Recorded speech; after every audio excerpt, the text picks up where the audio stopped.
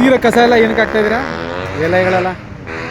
ನಾನು ಇವತ್ತು ಶಾಂತಿ Sagar road divider ಮಧ್ಯಭಾಗದಲ್ಲಿ ಗಿಡಗಳನ್ನ ಹಾಕಿದ್ದೀನಿ.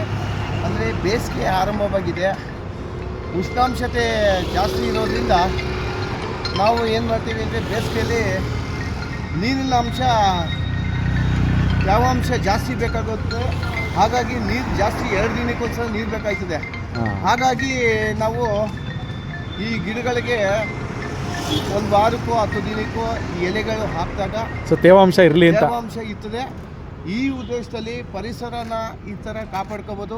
10 ದಿನಕ್ಕೊಂದ್ಸಲ ಹಾಕೋದು ಎಲೆ ನೀರು ಹಾಕಿದಾಗ 1 ವಾರ 10 ದಿನಕ್ಕೆ ತಡ್ಕೊಂಡಿರ್ತದೆ. ನೀರಿನ ಅಂಶ ಜಾಸ್ತಿ ಇರುತ್ತೆ. ಉಷ್ಣಾಂಶತೆ ಜಾಸ್ತಿ ಇರುವಾಗ ಈ ರೀತಿ ಬೇಸಿಗೆ ಬಂದಾಗ ಮಾಡಬೇಕು. ಎಲ್ಲರೂ ಇದೇ ಥರ ಪರಿಸರ ಕಾಪಾಡ್ಕೊಳ್ಳೋಣ.